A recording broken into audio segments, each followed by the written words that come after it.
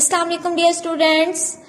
I hope you all are fine at home. Now we start Science Carnival chapter 1 plants. In this chapter we learned about how do plants produce more plants of their own kinds.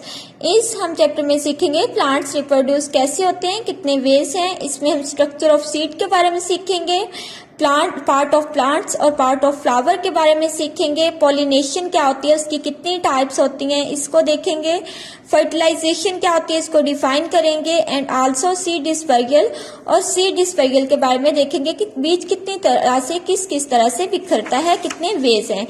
Now we start our topic. Why do plants reproduce.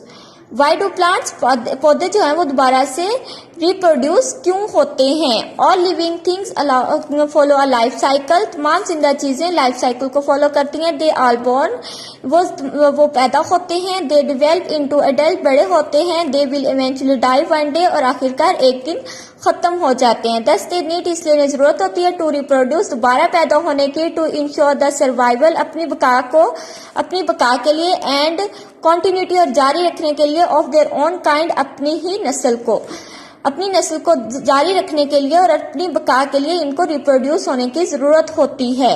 Living thing that can not ensure, वो वाली जिंदा चीजें that can not, जो नहीं ensure नहीं होती, the survival, बका की एंड कॉन्टिन्यूटी और जारी रखने की, ऑफ देयर ओन काइंड, अपनी ही नस्ल को, विल बिकम एक्सटिंक्ट, वो नापैद हो जाती हैं. जो चीजें इंश्योर नहीं होती कि वो अपनी बका को जारी रख सकेंगी और अपनी बका और अपनी नस्ल को आगे नहीं बढ़ा सकती, वो नापैद हो जाती हैं.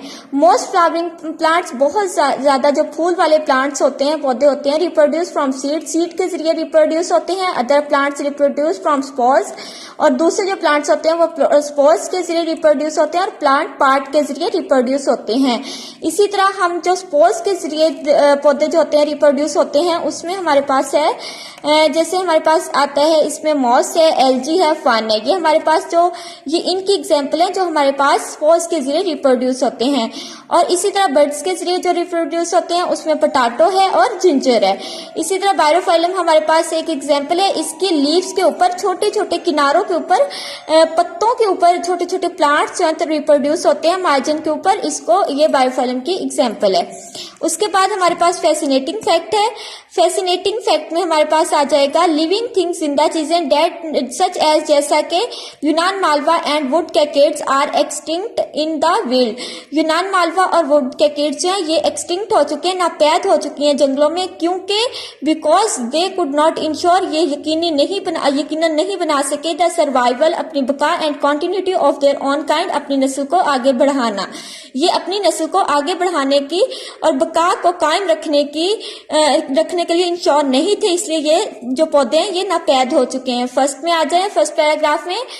इसमें है हमारे पास जो फर्स्ट पैराग्राफ है, इसके लिए हमारे पास क्वेश्चन है, how can a living things can be extinct. जो जिंदा चीजें हैं किस तरह से नापैद हो जाती हैं. तो हमारे पास इसका आंसर आ जाएगा ऑल लिविंग थिंग्स से लेकर एक्सटिंक्ट तक. फर्स्ट पैराग्राफ आपको ये स्क्रीन के ऊपर नजर आ रहा होगा. नेक्स्ट है हमारे पास मोस्ट फ्लावरिंग प्लांट्स में हमारे पास जहां से था, यहाँ पे हमारे पास क्वेश्चन है मेथड ऑफ रिप्रोड्यूस प्लांट. इसका यहां से आ जाएगा मोस्ट फ्लावरिंग प्लांट से लेकर प्लांट्स पार्ट्स तक.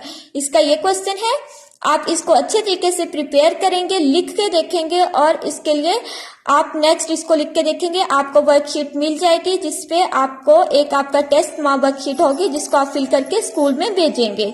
नेक्स्ट वीडियो में नेक्स्ट लेक्चर के साथ मुलाकात होगी इंशाल्लाह. अल्लाह हाफिज. Take care, stay home, stay safe.